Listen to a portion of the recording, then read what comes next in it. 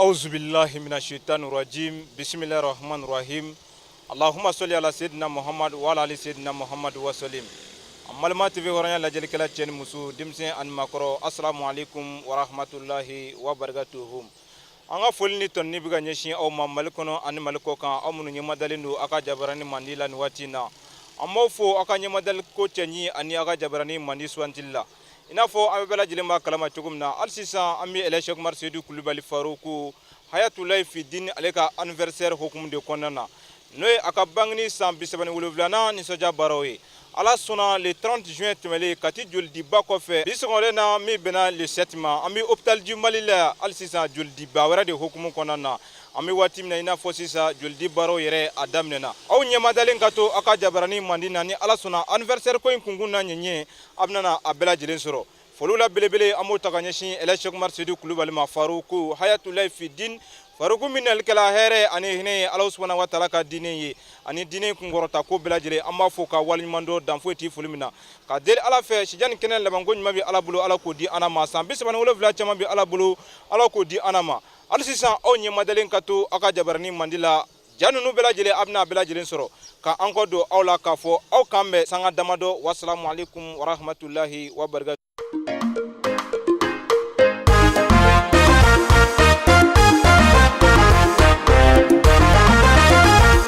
Bangina waraba bangina le vende je fari bangina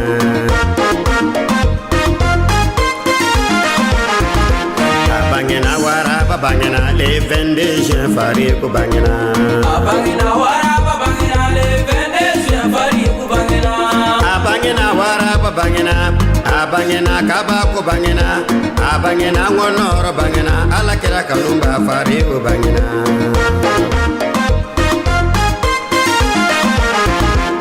bangina waraba bangina basidu wolode bangina bangina waraba bangina bawumu wolode bangina bangina kaba ko bangina silame atigi bay bangina bangina waraba bangina le vende fari alhamdulillah alsisa fulbuga nyeshi horonya jabarani mandi flebo bela jilema anyo de fo alsisa ami hôpital jimal kono anay ambalmake do be nyongo fe amnana nyinga atokona jamna malmake assalamu alaikum. Walaikum salam wa rahmatullahi wa barakatuh. Malmake ami fakado etokoni jamu ne tokoy Amiru Sangare abo falani. Alhamdulillah Amiru Sangare anya bala no watina papier bi ebolo e engagé no doldi kama amado ami fege inyininga kuntme di ebla ki engagé ni chugona 100% ka fo kibni joldi.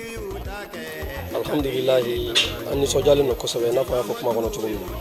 kasabuge jeli ni ataka laje fendo femini dante anafala kasabuge jeli islame magobala nte dinela yere magobala o hina de kanyashi nyenama yere ma ni ataka laje alhamdulillah bi islamia ango famuna ambe de kilin madama ambe bora ala de yorola aka kanga klito nyogona kan baraban sigi senga yasa alsa ambadu bega sigi i nafa ni ankara mo horomay amayina la fe yarabi ni baray amega mingani ala kan be saragal aljina yarabi amayina ala fe ankar mo bayre shi sambi sama no la chama mala bula ko irala yarabi amayina ala fe ton ala ka korota ala ka jiji yarabi ala ka siro ala ka jebo siro ala ka toro ka jebo de saro ala ko ka kira boya sallallahu rasul. Ewa alhamdulillah malmake alsisa fulkan la banjmen de bi ebolo kanyeshi farugo yerma ka sawke ko imbela jelim ga ke alega bangni sankumbe ni soja baro de hukum konana. Alhamdulillah kramo boya on yoro dante ola amse ga fobi an disi ko shilo nai an nganya ma konnala da fuita an kun kam saka kramo fo ga se adana ka sabuga min kanyi ni ata gallaje alhamdulillah on munutu na ko an famba an demsanu ne mo ban chala me ayaw on sanu ka bo kumina bi nango ka man dado ala meshi anga duguje o kumu kono bomo nan ko ten do kuma ni imma nyogo nyumanki afoli o kono manga saka gilay ma suno be fitri walede amma ina la fe yarabi ko la ga famo woni mandama akra mo bayre asarabi ala de bula asara foita ambu yarabi amma ina ala fe alsa abuga nyini nga dina ibla mina sanu mum kono atigani society ala ga diana ma yarabi ala ka yara kai ko mo nyuma yarabi ko ayabla niveau mina no de alsa ka bado wule kana an bɛɛ ka fara ɲɔgɔn kan ka se ka silamɛya kɔrɔta ka se yɔrɔ la i b'a fɔ kira yɛrɛ y'a ɲini an bɛɛ ka fara ɲɔgɔn kan cogo min na yarabi ala m'o se dira a ma yarabi ala k'o kɛ kira bonya kama ala k'o kɛ ale yɛrɛ hɔrɔma kama sɔli ala rasuli an balimakɛ an bɛ fo k'i waleɲuman dɔn an b'a deli ala fɛ ala ka joli di sara i ye alijinɛ na o kɔfɛ an balimakɛ wɛrɛ bɛ an bolo an bɛna ale fana ɲininka ale de joli bɔra ka taa sisan bilalamin balimakɛ salamu aleykum. Waaleykum salam. an bɛ fɛ ka dɔn e tɔgɔ ni jamu. Ne tɔgɔ ye Mamadu Kure Kama. Mamadu Kure Kama ka bɔ min. Saranbugu la. Alhamdulillah an ɲɛ bɛ e yɛrɛ la cogo min na bandi yɛrɛ bɛ tɛgɛ la a bɛna fɔ e joli bɔra ka bɔ sisan Mamadu Kure Kama an bɛ fɛ ka dɔn engagement jumɛn de e bila k'i joli di nin cogo in na fisabilila. Engagement min ne bila la an karamɔgɔba n'o ye Alhaji Seku Umaru Seydou Kulibali Faruku a ka san 37 anniversaire hukumu kɔnɔna na palais de sport kɔfɛ an nana an y'an joli di sɔgɔmada in na ka nin dɔw kisi an karamɔgɔ yɛrɛ kama bon o de ye ne bila la. Alhamdulillah rabbil alamin an bɛ fo k'i waleɲuman dɔn hali sisan folikan laban jumɛn ani duwawukan laban jumɛn de b'i bolo ka ɲɛsin Faruku ma ka sabu kɛ ko in bɛɛ lajɛlen bɛ ka kɛ ale ka bangeni sankunbɛn nisɔndiya baaraw de hukumu kɔnɔna na. Bon folikan laban mun bɛ ne bolo o de ye ka duwawu kɛ an karamɔgɔ ye sini kana labanko ɲuman bɛ ala bolo ala k'o dan an ma ala k'an n'a labanko ɲɛ yarabi san 37 caman bɛ ala bolo ala k'o yira an n'a la ala k'o k'a ala kama ala k'o kɛ kira bonya kama sɔli ala rasuli. Wassalam an balimakɛ an bɛ fo k'i waleɲuman dɔn an b'a deli ala fɛ i bɔra ka joli min di sisan ala k'a sara ani ye ali. aw bɛɛ ka pari joona anniversaire sera Fariku ka bangeni nisɔndiya bɛɛ ka na ka kɛnɛ de kan e zikiri sori ko don zikiri laji kɔnɛ bi bɔ modibo kɔnɛ anw bɛ bɔ anw bɛ na kalima duman de da jama bɛɛ ka sewa ka nisɔndiya de kɛ a bangena waraba bangena le 22 juin Fariku bangena a bangena waraba bangena le 22 juin Fariku bangena kabini ni den bangena disabiri ba uchayara. Alhamdulillah rabbil alamin alisiya an bɛ an lajɛbaa jɛkulu bɛɛ lajɛlen fo k'u waleɲuman dɔn dan foyi tɛ foli min na an balimakɛ salamu aleykum. Waaleykum salam wa rahmatullahi ta'ala wa barakatuh. Balimakɛ i tɔgɔ ni jamu. Ne tɔgɔ Yusuf Kulubali. Alhamdulillah Yusuf Kulubali an ɲɛ b'a la sisan e joli bɔra ka taa sisan an bɛ fɛ ka ɲininkali min tɔn i la kun jumɛn de y'a to e y'i joli di nin cogo in na tan fisabilila. A'udhu billahi minash shaitanir rajim. Bismillahir rahmanir rahim. Allahumma salli ala sayyidina Muhammad wa ala ali sayyidina Muhammadin wa sallim. An bɛ kuma daminɛ n'an karamɔgɔba fɔlen n'o ye Alhaji Seku Umaru Seydou Kulibali El Farouk an san b'a ɲini ala fɛ sijani kɛnɛ labanko ɲuman bɛ ala bolo ala k'o d'a ma bi anw karamɔgɔ ka anniversaire hukumu de kɔnɔna la o de y'an bila ka na jolita la yan n'a jala ala ye karamɔgɔ de ka laseliw de sababuya la a ye walawalali di anw tɛ silamɛya dɔn ni joli di ye an tun bɛ silamɛya dɔn misiri kɔnɔna seliw wa jolikɛyɔrɔ mais karamɔgɔ sababuya la bi anw nana ka na an joli di ala kama fi sabilillahi parce que ko n'i ye ni kelen ni kɛla sababu ye ka ni kelen sauver a bɛ komi i ye diɲɛ bɛɛ de kisi karamɔgɔ de sababuya la bi anw y'o de dɔn o de y'anw poussé ka na an joli di ala kama. Alhamdulillah rabbil alamin an balimakɛ hali sisan nisɔndiya fɔli jumɛn de b'i bolo ka ɲɛsin ani duwawukan laban jumɛn de b'i bolo ka ɲɛsin Alhaji Seku Umaru Seydou Kulibali ma ale min ye ko in bɛɛ lajɛlen sababu ɲuman ye ani joli in bɛ ka di ale min yɛrɛ ka bangeni sankunbɛn nisɔndiya baaraw hukumu kɔnɔna na folikan jumɛn de b'i bolo ka ɲɛsin belebele in yɛrɛ ma. Alhamdulillah an bɛ duwawu de kɛ dɔrɔn an karamɔgɔba ye dan t'ale foli la an b'a ɲini ala fɛ san 37 caman bɛ ala bolo ala k'o caman d'a ma ala k'a ka laɲiniw sabati ala kana nin kɛ an siɲɛ fɔlɔ ye ala ka ɲɔgɔnna caman yira an na ala k'o k'a ka alaya bonya kosɔn ala k'o kɛ kiraba kanu kosɔn ala k'o kɛ an karamɔgɔba yɛrɛ lahɔrɔma kosɔn sɔlala rasuli. Balimakɛ salamu aleykum. Waaleykum salam wa rahmatullahi ta'ala wa barakatuh. An bɛ fɛ k'i ɲininka i tɔgɔ ni jamu. Ne tɔgɔ Ibrahima Jalo. Ibrahima Jalo an ɲɛ b'a la e bɔra k'i joli di sisan an bɛ fɛ ka dɔn nisɔndiya jumɛn ani kun jumɛn de ye e bila k'i joli di nin cogo in na fisabilila.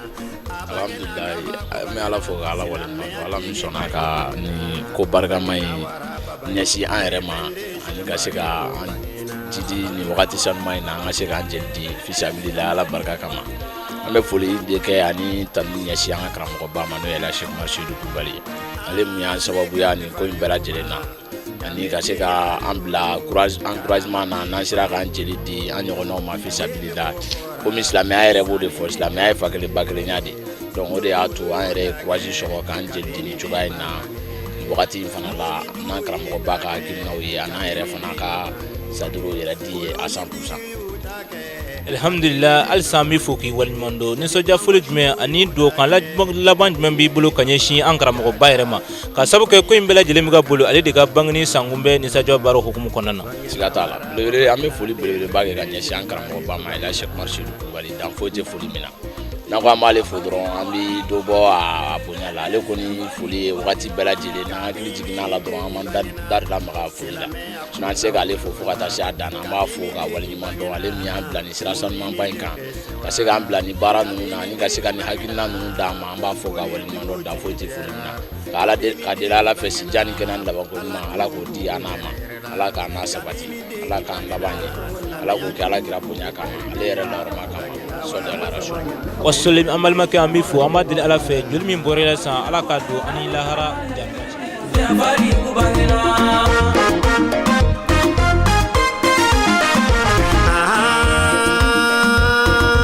bewele bela silamɛ jama de ma mumini denw bɛɛ ma aw ka nisɔndiya igi mali dini jama ko do ba kunnandi ko do bɛɛ k'i fari foni sa eba aramata ko do bɛɛ k'i fari foni sa anw b'a sɔmɔ kɔrɔ ko do sɔmɔ kɔrɔ ka batɔma yo bɛɛ k'i fari foni sa peresida adama danbele yo i n'i ka biro mɔgɔlu yo jama kulo ka sewa a bangena waraba bangena le 22 juin fari ko bangena a bangena waraba bangena le 22 juin fari ko bangena ne be fama ala de fo sangolo daba ala de fo dugukolo daba ala de fo ka ala ni ko ɲuman dɔ dugukolo nɔgɔtɔ tuma na min ala ye waraba kɛnɛ de ci ka ka na dugukolo sanuya i kɛra bajiba alhamdulillahi rabbil alamin an bɛ foli kurakuraya ka ɲɛsin hɔrɔnya tv jabarani lajɛbaga bɛɛ lajɛlen ma badenw joli di baaraw daminɛnen kɔfɛ o ta di mali la ka sanga dama dama kɛ an karamɔgɔ an ka seko ba Mohamed Seku Umaru Kulibali faruku ale ka golokansigi a nana an ka kɛnɛ tɔ bonya an bolo ni a ka hadara ye o la an bɛ daw caya an ka seko ye sijan ani kɛnɛ laban ɲuman yarabi ala k'o di an ma fa dɛsɛna yɔrɔ mun na yarabi ala ma o tɛmɛna yen kan badenw Mohamed Seku Umaru Kulibali ale ka hadara kɔfɛ mun sɔrɔla hɔrɔnya tv fɛ halisa an ka ɲɛmada o sɔrɔlen fɛ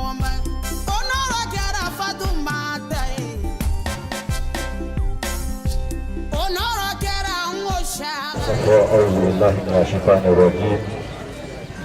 بسم الله الرحمن الرحيم اللهم صل على سيدنا محمد وعلى آل محمد وسلم السلام عليكم ورحمة الله وبركاته أمي فلو كفلي نشي أنا شدوما أنا جسري كلو أنا أكرمو أنا شمتاتي لبلبالي faruku ayabula fiki ani karamɔgɔ fɛ ka wale ɲuman dɔn dan foyi tɛ fili min na ale min sababu la bi alhamdulilahi rabbil alamin an filɛ nin ye awa ni dɔgɔtɔrɔsoba in na yan o kosɔn a kana jiri dufe yan min bɛ kɛ fiɲɛ bɔda ye banabagatɔ kelen-kelenna bɛɛ lajɛlen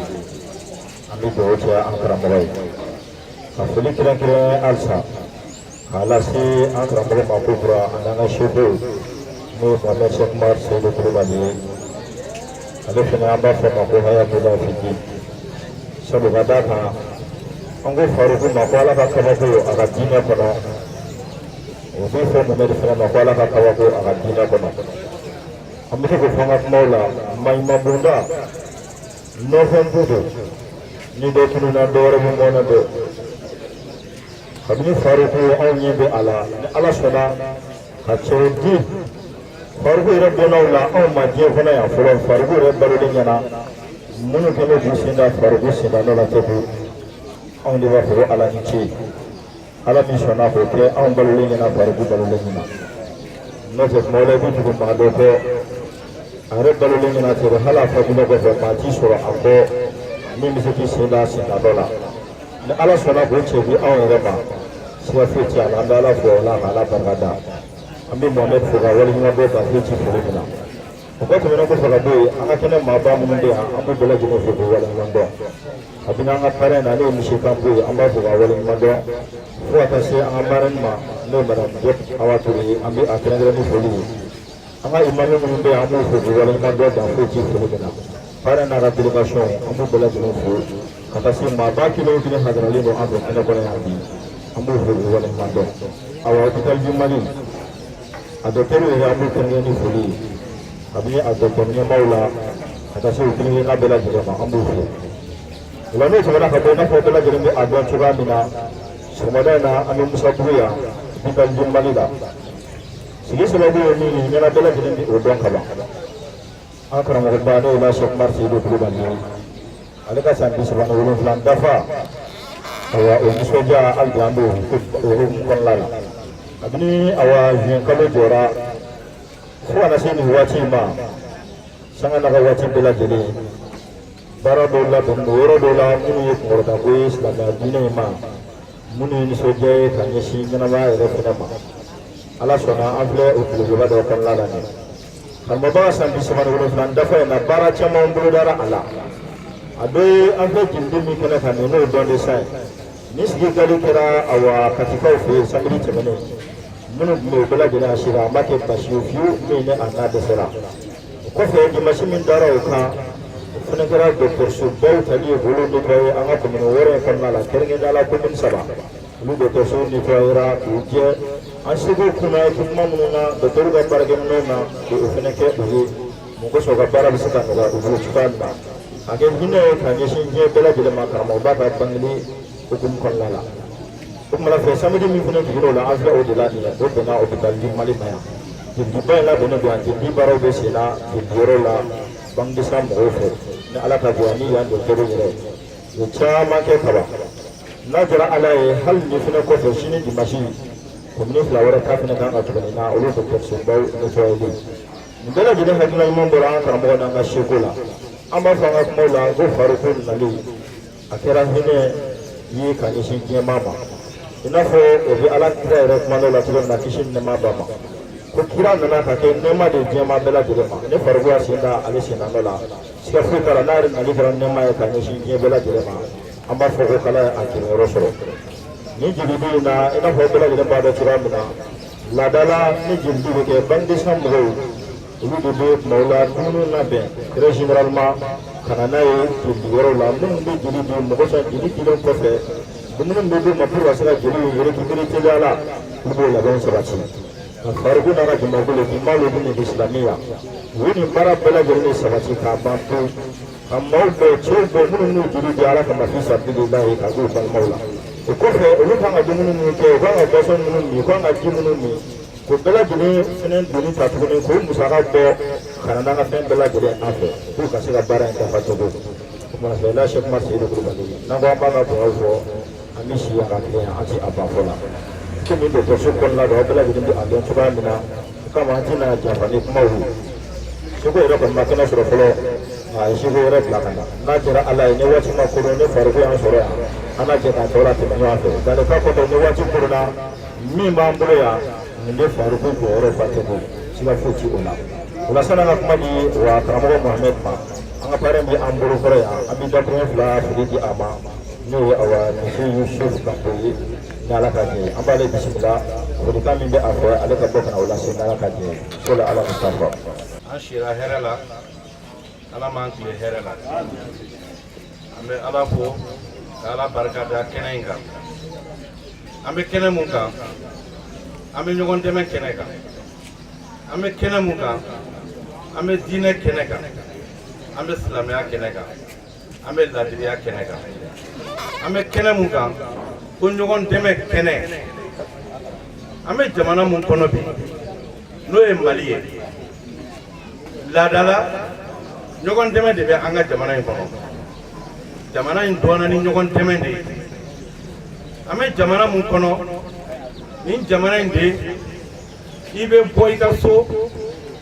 ka tɛmɛ k'i sɛgɛnna dɔ ka bulonda la i bɛ don o bɛ ji d'i ma i bɛ don o bɛ dumuni d'i ma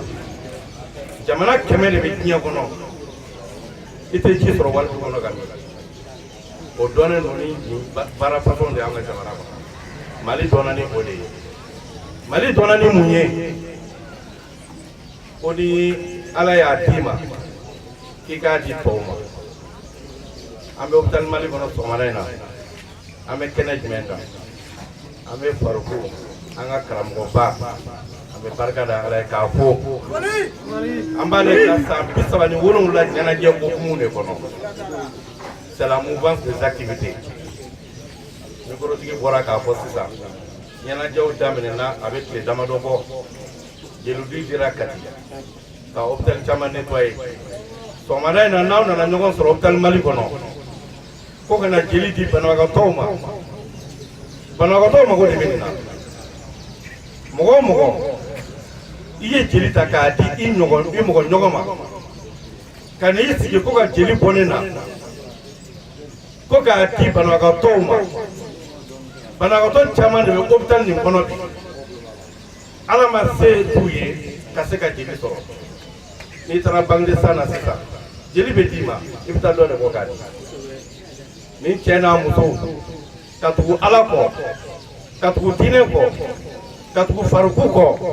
ko ka na hôpital mali la sɔgɔmada in na depuis dugu jɛra cɛ ni muso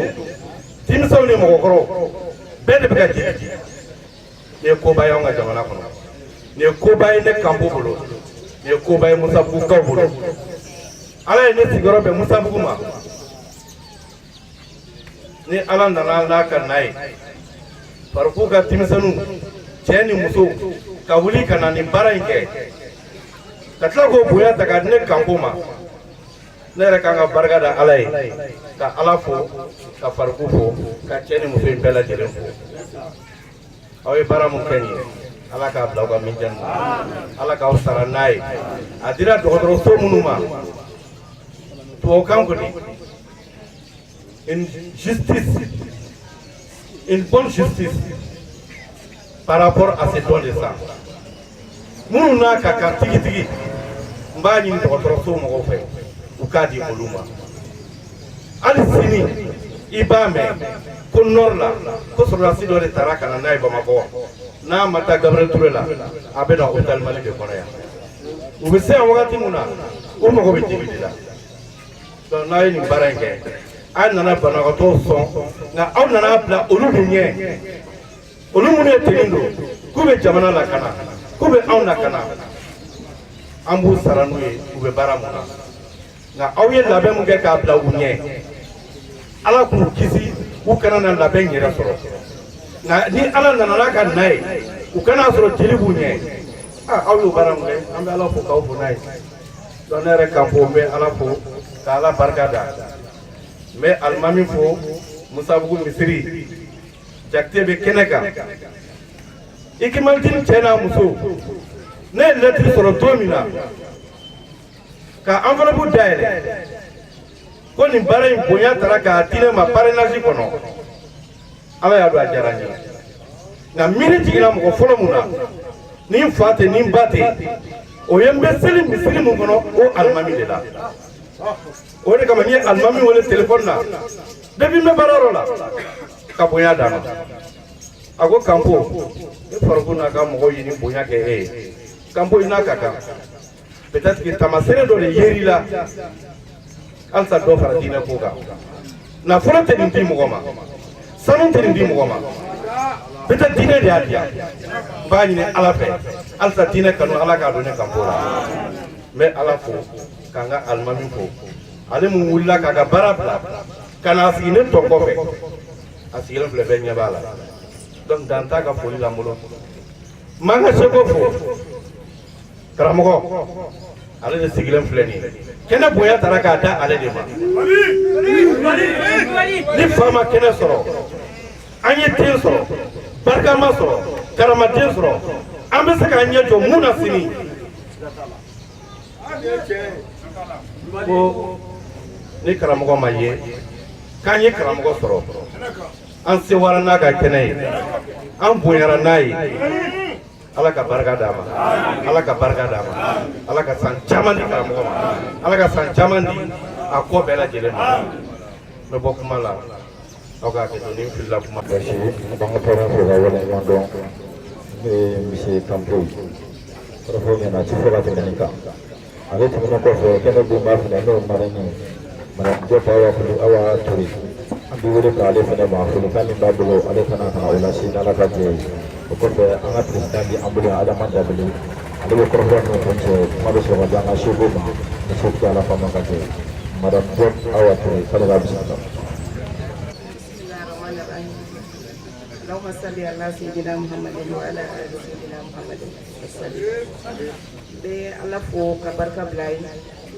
ka barka da mbani fo ye munu kene soro ya mino alero mina no dokotoro so yembe dokotoro so mo gofo bada bato mundu ba kono ya rabbi nyani ne ala fe ala ka kene ya danuma ala ka kisike alisa munu ye jolindi ya rabbi nyani ne ala fe ni femi munna to soro akanu ta to soro akaken ala ka kene di bema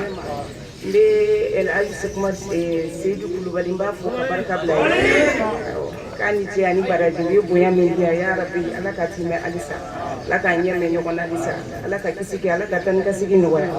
joli din ya rabbi mo min be joli di ya rabbi be kiside ke ya rabbi mo mo ni joli din be do ku ya ala ka sigi ni mo che ni baraji ala ka sigi ni mo ni be bokene na ni do na ni kasila be ya fama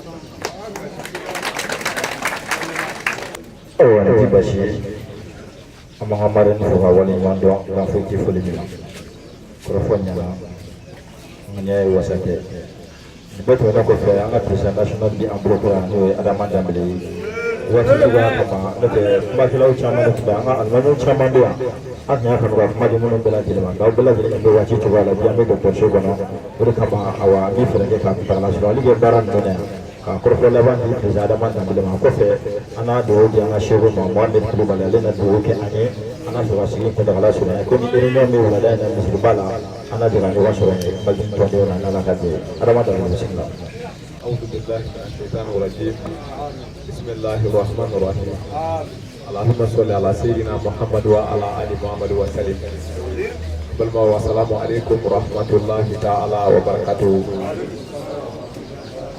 asbira herela abatira la fi ala ka wali herela ami kuma damne no foli ka nyesha nga sababu mama akram go ba nam la sabaka la shokna Seydou Coulibaly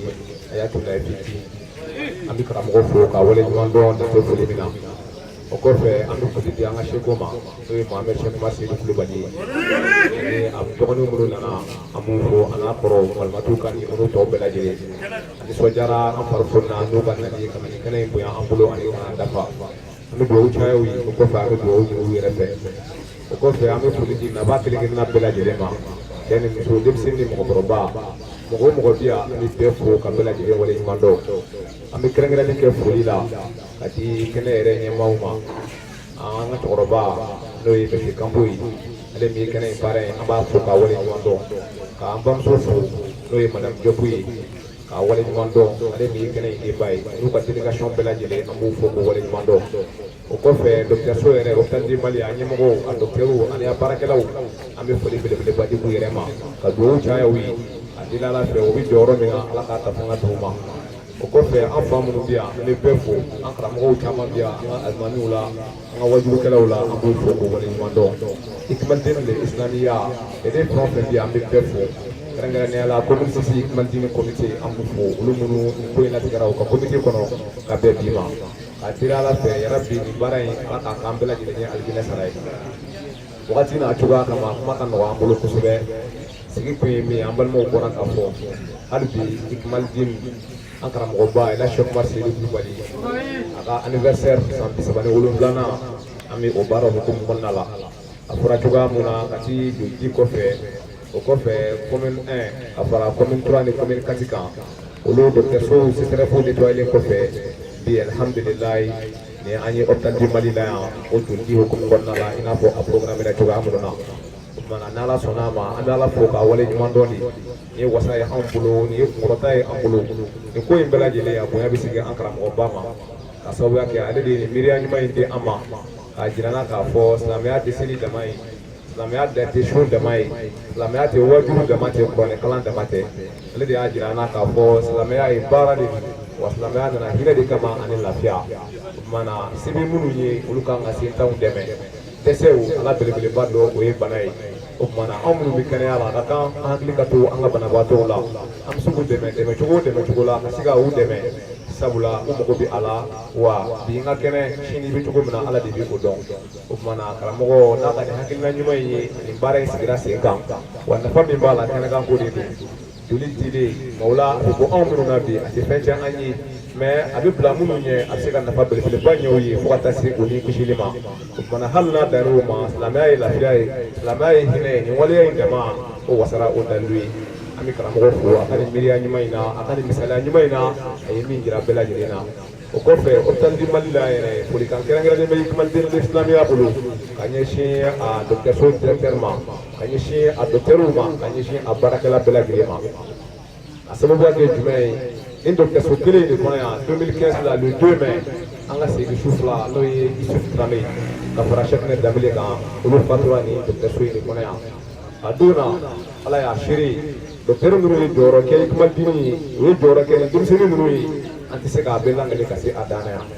an balima ninnu u taara mobili la ka taa pompier fɛ ka na urgence de la yan a don na docteur minnu tun bɛ garidi la yan u tɔgɔ tɛ an bolo yan mais anw nana sɔrɔ u ye wari min don fura la docteurkɛ min tun bɛ yan 9,000 a n'a kun ka fɛn ne y'a sɔrɔ a y'o de juru ta pharmacie la k'a kɛ an ka denmisɛnninw na k'a fɔ an nali ɲɛ k'a sɔrɔ a t'a dɔn jɔnni ka mɔgɔw don walahi o tɛmɛnen kɔfɛ ka bɔ yen an balimakɛ n'o ye Cheikhna Dambele ale mago jɔra joli la a ka denmaniw la joli tun b'a la joli pɔsi dɔ ka k'a la an taara banque de sang a don ne yɛrɛ de taara mɔgɔ min tun bɛ yen a ye joli ta k'a di an ma tuma na o bonyamasegin bɛ an bolo yan k'a kɛ hôpital du Mali ye ni ala sɔnna a ma ka nin kɛnɛ in latigɛ anw bolo dɔgɔtɔrɔso kɔnɔ yan an tɛ se ka bɔ kuma la fɔ an k'o bonyamasegin kɛ u ye an y'a minɛ an karamɔgɔ la ɲuman dogonbaga o ye zon de ye o kumana an b'u fo ka dugawu kɛ u ye a dira ala fɛ u bɛ jɔyɔrɔ min na yan ala k'a tanga d'u ma u bɛ baara min na a tɔgɔ tuma ala k'a di u ma banabaatɔ kelen o kelen bɛ yan an bɛ dugawu kɛ bɛɛ lajɛlen ye lafiya bɛ ala de bolo ala ka lafiya d'u ma kɛnɛya bɛ ala de bolo yɛrɛ bi ala k'a nɔgɔya an bɛɛ ye o kɔfɛ an bɛ foli kɛ denfa yɛrɛ ye n'o ye misi kanpo ye Ikmadini kanubaga don wa Ikmadini dɛmɛbaga don a se ye fɛn o fɛn ye an ye an dɛmɛli la an bilasirali la nin ko in bɛ se ka sabati cogoya minnu na an mago jɔra la ko o ko la a y'an dɛmɛ a se ko dɛmɛ yira la ni nin bonya dira a yɛrɛ ma a n'a ka kan an b'a fo k'a barikada k'a ka denbaya fo an bamuso bɛ yan n'o ye madame Kanpo ye tanti Worokiya Samake ka dugawu caya a yɛrɛ ye o kɔfɛ denba fɛnɛ o cogoya kelen don Ikmadini kanubaga don an dɛmɛbaga don nin ko in ye a tɛ d'u ma gansan na wariko tɛ sanuko tɛ i n'a fɔ Kanpo yɛrɛ a fɔ cogoya minnu na kanu de don mɔgɔ min ko k'a b'i fɛ dante o sigi bonya la i bolo o kumana waleɲuman dɔn de don ani bonyamasegin u yɛrɛ ye u ka farikolo kanu na u ka diinɛ dɛmɛli la ani u ka silamɛya dɛmɛli la an di an bamuso yɛrɛ fo madame Diop tanti Awa ka dugawu caya u ye k'a dira ala fɛ nin kɔ hɛrɛ ala k'a d'an n'u ma o kɔfɛ an bɛ bɔ kuma la ni an ka sɛkoba foli ye Mohamed Cheikh Umar Seydou Kulubali ale de nana nin kɛnɛ in dafa an bolo an bɛ dugawu k'a ye kuma dɔ la ko o ba min bɛ ba kelen sɔrɔ e b'a bange don a bɛ 500 fara da ne b'a kulo fila a kumunen don wa kuma dɔ la kelen ko ŋɛni misɛnmanin mun ka di bɛn n'a kɔgɔra a bɛ sabali kɛ hali ni nin sigilen i b'a dɔn ko don dɔ la a bɛ na a fa ɲɔgɔn kɔ an bɛ dugawu caya ye an nisɔndiyara n'u ye an fari fonina n'u ye ka dira ala fɛ yarabi k'u fa dɛsɛra yɔrɔ min na ala k'u tɛmɛ yen kan anw minnu yɛrɛ bi yan ala k'an k'u bɛɛ lajɛlen kɔmɔgɔ ɲuman ye a bɛɛ fo bakuruba foli la Ikmadini bureau national an balakaw bi yan u ka ɲɛmɔgɔw jeune fou fɛnɛ bi yan u ka ɲɛmɔgɔw an b'u bɛɛ fo Musabugu comité Ikmadini k'u ɲɛmɔgɔw fo commune 6 a bɛɛ lajɛlen fo k'a wale ɲuman dɔn kuma cayara an bɛ a bɛ to ɲini ne fili minnu yera kuma la o y'an ka faamu kuntala suruya ye a ɲini ala fɛ nin kɔ hɛrɛ ala k'a d'an bɛɛ ma wasalamu alaikum warahmatullahi ta'ala wa barakatuhu ba magan cɛ ɲini nɔ ale tɛmɛnen kɔfɛ awa an ka docteur bɛɛ lajɛlen tɔgɔ la docteur Fane bi an bolokɔrɔ yan an bɛ dɔfɛn fila d'a ma a bɛ olu minnu bɔra ka joli min yɛrɛ baaraw kɛ sisan n'o ye ale de ye banque de sang yɛrɛ responsable ye wa an bɛ wele bila ma docteur Fane ale ka na awa folikan min b'a bolo a kana o lase ni ala ka jɛ. Assalamu alaikum. Ne docteur Fane ye docteur Baba Fane ne joli dɔgɔtɔrɔ ye n bɛ hôpital du Mali banque de sang kɔnɔ donc n baara ɲɔgɔn tɔw directeur ani hôpital personnel bɛɛ tɔgɔ la an bɛ foli kɛ association Ikmadini ka barikada kɛ ka foli kɛ a ɲɛmɔgɔ ye a ka nin hakili ɲuman in na mun bɔra kuma na sisan je pense k'a ye kuma la belebelew fɔ mɔgɔ wɛrɛ hakili ka di ye k'a sɔrɔ i tɛ dɔgɔtɔrɔ ye o ye baara ɲuman de parce que caman b'a fɔ k'olu ma joli ko gɛlɛya dɔn k'an to sélection na sisan an bɛ to k'a fɔ dɔw bɛ si dɔw la san 30 n'a kun kan fɛ i b'u ɲininka ko yala nin joli ko fɔlɔ i b'a fɔ awɔ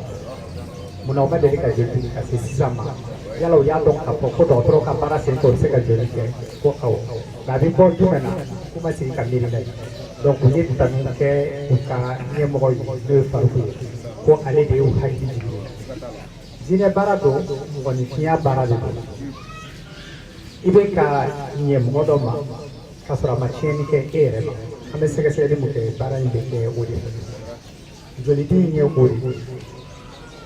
donc ni mɔgɔ wɛrɛ y'anw dɛmɛ nin baara in na foyi tɛ anw ye o foli kɛ anw filɛ ka prélèvement mun kɛ nin fɛn yɛlɛla a kɛmɛ kan donc nin ye baara ɲuman de ye aw bɛ na niw kisi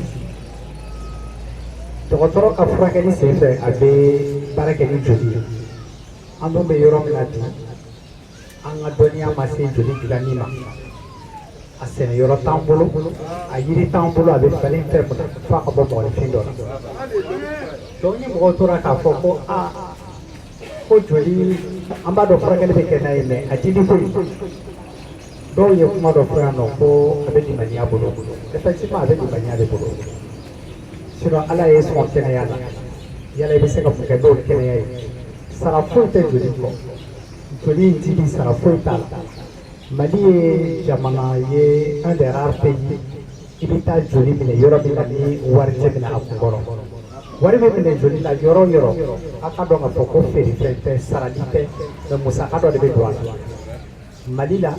subvention de kɛra ka o musaka ta k'o bin fu dɔwɛrɛ ma to mɔgɔw ye joli dili kɔ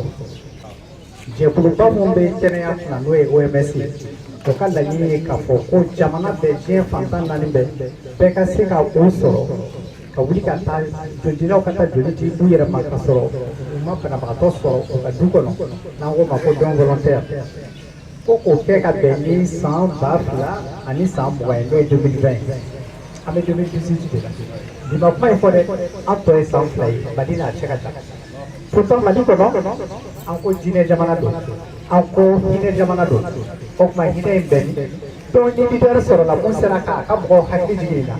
a bɛ hakili to kuma kana tɔɔrɔ mais an ka constat de don kuma in bɛ anw da la peut-être ka ma s'an dusukun na joli mun bɛ ta nin ye a bɛ ta a bɛ bɔ farikolo la farikolo bɛ joli lase jolikisɛ bilenman a ka si ye 120 jours kalo 4 i y'a di i m'a di ala yɛrɛ ka baara la o jolikisɛ in bɛ ci a bɛ renouveler de donc ni mɔgɔw bɛ jolikisɛ in b'u la u m'a di a bɛ se ka min kisi a tiɲɛna e ma a tiɲɛna mɔgɔ wɛrɛ ma a dun bɛ se ka min kisi don tɛ tɛmɛ k'a fɔ ko dɔgɔtɔrɔ mago ma se joli ma pour que ka min kisi mais n'a sera mɔgɔ min ta ma don min na o don de bɛ boli kɛ n'i fɔra joli kɔ yɔrɔ min na i bɛ taa dɔgɔtɔrɔso bɛɛ kɛ mankan ye k'a fɔ dɔgɔtɔrɔso belebeleba i bɛ se ka na cogo di ko i bolo fɔra joli kɔ banki kɔrɔ ye mun ye n'i y'a bila i ka taa sɔrɔ yen nɔ mais n'i bolila ka sin banki ma don min na i b'a fɔ ko joli ma sɔrɔ yen nɔ n'a ma bila a ti sɔrɔ dɛ an bɛ fɛ ka fɛn filanan min fɔ ka da nin kan o ye aw ye nin kɛ sababu dɔ la leader ka san yɛlɛma n'o ye anniversaire nka a ka d'an ye minnu ye joli di sisan u ka tila ka n'u ka jaabi nɔfɛ an ye wagati fɔw ɲɛna dɔgɔkun 3 ka se kalo ma an bɛ fɛɛrɛ kɛ pour que jaabi nin bɛɛ ka sɔrɔ u ka n'u ka jaabiw nɔfɛ n'i ye jaabi sɔrɔ k'a fɔ ko baasi ma bɔ a la a ka d'an ye i ka to k'anw dɛmɛ ni kisili la tubabuw ko ko il n'est jamais trop tard minnu ko k'u filɛ nin ye k'u siɲɛ fɔlɔ la k'u tun ma deli ka nin fɛn in nafa dɔn olu ma n'u ka jaabi sɔrɔ u ka tɛmɛ n'a ye baara ye o ka d'an ye an fana k'a yira diɲɛma na k'a fɔ anw maliyɛnw kuma min fɔra an bɛ se ka kɔrɔ an bɛ se ka kɛ an lamini dugu tɔw olu y'a sɔrɔ ka ban dɛ olu ka 100% sɔrɔ Mali de bɛ nin ci ta ci la halisa a ma sɔrɔ donc ni nin hakilina caman farala ɲɔgɔn kan je pense que an bɛ se ka laɲini sabati donc ni mɔgɔ nana ka jaabi nɔfɛ u ka a dɔn k'u bɛ se ka tɛmɛ ni baara in ye san ni san ko tɛ cɛw bɛ se ka joli di kalo 3 o kalo 3 musow bɛ se ka joli di kalo 4 o kalo 4 o bɛɛ bɛ kɛ a kana tɔɔrɔya s'u ma n'o tɛ farikolo yɛrɛ b'a ka joli lase kabini kalo ma dafa i bɛ joli mun di a bɛ komi ni i bɛ yiri kan samiyɛ la a b'a kuraya dɔn n'o tɛ a tɛ tɔɔrɔya wɛrɛ se e ma lajɛli dɔw de bɛ kɛ fɔlɔ k'a dɔn n'a sɔrɔ mɔgɔ bɛ se ka joli di k'a sɔrɔ a ma tɔɔrɔya se ma a bɛ taari kɛ mɔgɔ min na fana a tɛ tɔɔrɔya se o ma donc dɔgɔtɔrɔ b'o lajɛ bɛ kɛ minnu b'a fɔ k'a tun ka d'u ye komi u siranna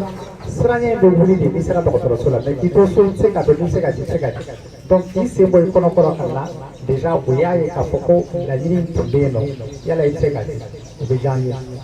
an bɛ fɛ ka dɔwɛrɛ min fɔ fana mɔgɔw k'o da u tulo kan n'i bɛ joli kɛ mɔgɔ la caman bɛ joli bilenman dɔn mɛ an bɛ baara kɛ ni fɛn wɛrɛ ye mun tɛ joli bilenman ye joli bilenman an ko ma tubabu kan na globule rouge fɛn wɛrɛw bɛ joli la par exemple ni farikolo tigɛra joli ma se ka jɔ fɛn dɔw bɛ joli jɔ plaquette b'o la facteur bɛ plasma frais la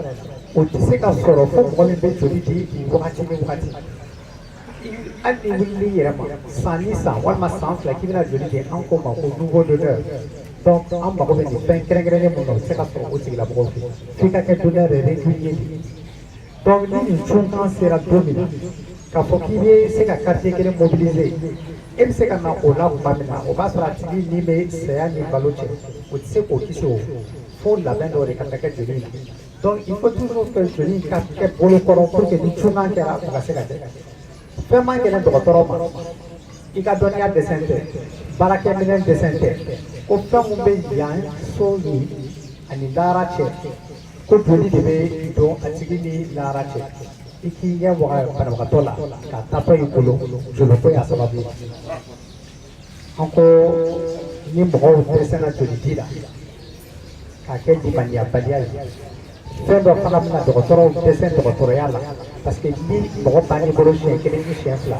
i ma kɛ limaniyatigi ye i laban bɛ baara in bila parce que i bɛ jɔ i ka jɔnya kɔfɛ i bɛ jɔ i yɛrɛ la donc nin fɛn ye mun ye a ko tɛ dɔgɔtɔrɔw dɔrɔn bolo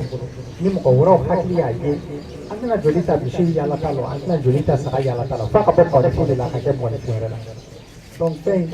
a dɛmɛ bɛ mɔgɔnifin wɛrɛw de bolo a diyara an ye a bɛnna an ma an b'aw fo aw ka nin hakilina ɲuman in na a kana dan nin ma a ka kɛ kudayi kudayi ye n y'a fɔ aw ɲɛna cogo min na régularité de ka d'anw ye mais pour que i k'o sɔrɔ f'i ka na jaabi nɔfɛ n'o tɛ n'e ka mago ma kɛ jaabi la i t'a dɔn i ye joli min bɔr'i la i sera ka mago ɲɛmɔgɔ ye a ma mago ɲɛmɔgɔ ye bon ni fɛn wɛrɛ fana yera la k'a fɔ ko tɔɔrɔya dɔ bɛ yen nɔ bana bɛ mɔgɔ min na u bɛna kunnafoniya o la u bɛ bilasira o la o bana ta sira fɛ donc ni donna mɔgɔ min gasi la o tigi bɛ yafa ma dɔgɔtɔrɔso bɛɛ tɔgɔ la n bɛ segin ka foli k'aw ye aw fɔ aw ka hakilina ɲuman di ala k'an bɛn a ɲɔgɔnna wɛrɛ ma.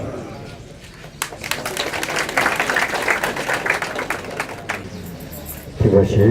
bi Dr. Hanif fo ka waleɲuman dɔn ka intervention dɔn a ti fɔ ka tɛmɛ nin kan kalifa waati cogoya kɔnɔ sa i n'a fɔ n y'a fɔ an cogoya min na a bɛ kuntagala sugandi kɛ ka foli ɲɛsin bɛɛ lajɛlen ma an ka mari min an bɛ dugawu ɲini bɛɛ lajɛlen fɛ ka ɲɛsin a ma n'o ye madame Jab Awa Ture nin ko in bonya kama a sabatira n'o tɛ ka to kɛnɛ yɛrɛ kɔnɔ yan a welela ka a ka maa dɔ ka banni ko darala f'a ye mais nin ko in kama halisa a sigilen filɛ an bolo yan kumana fɛ an bɛ dugawu cɛ a ye ka dugawu ɲini bɛɛ lajɛlen fɛ mari ni ka maa min fatura yala bɛɛ la ka lahara sɔn sumaya a ye o la sa waati cogoya kama awa ni kuma kuntagala surunya ka kuma di an ka seko ma ani an karamɔgɔ n'o ye Mamadu Sɛkumaru Seyidu Kulubali ka ɲini Ala fɛ a bɛna min fɔ a faamucogo ɲuman kan minɛ ka baara kɛ n'a yala bi Ala k'o nɔgɔya bɛɛ lajɛlen ma Mohamed kɔrɔfɔ b'i bolo sɔli ala Mustafa. billahi minash shaitanir rajim bismillahir rahmanir rahim bil alamin arrahmanir rahim maliki yawmiddin iyyaka na'budu wa iyyaka nasta'in ihdinas siratal mustaqim siratal ladzina an'amta alaihim ghairil maghdubi alaihim waladdallin Allahumma sholli ala sayyidina Muhammadin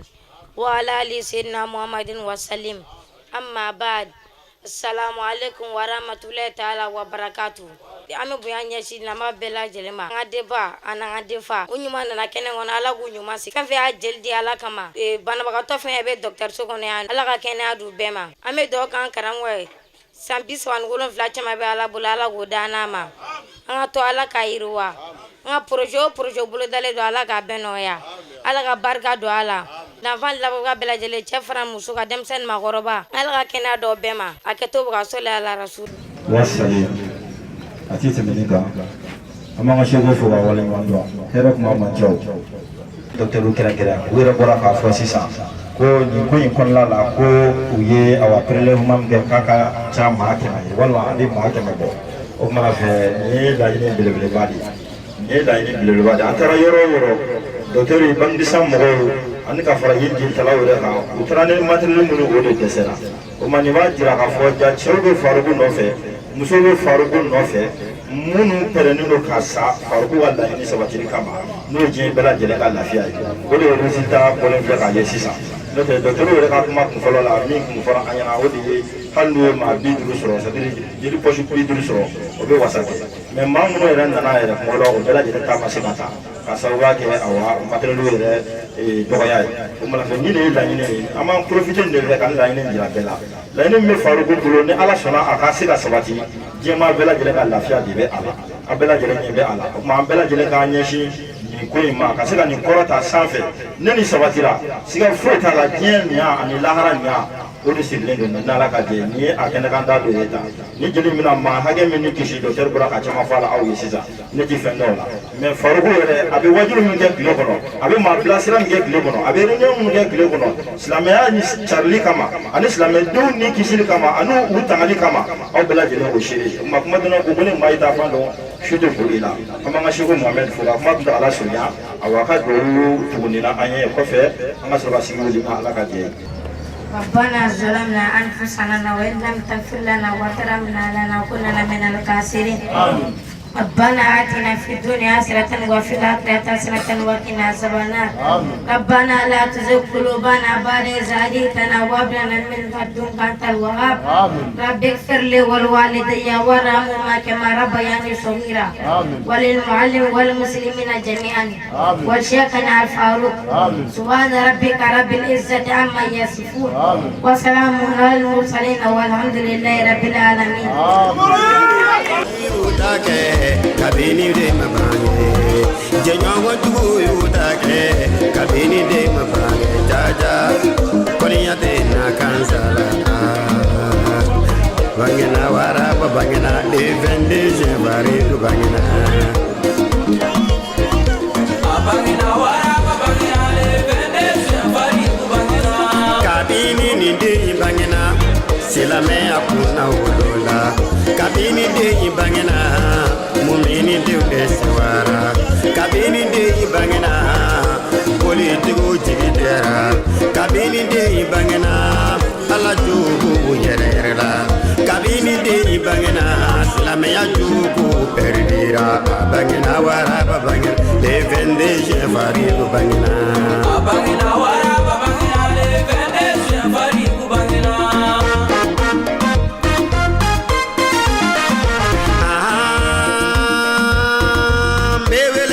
silame jamade ma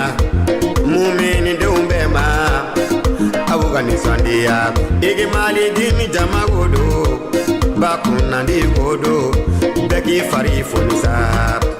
eba aramata godo begi fari fonisa amba soma koro godo soma koro ka batomayo begi fari fonisa peresida adama damele yo iniga biro mogolu yo jama kuluka siwa bangena wara bangena de vende je fari ku bangena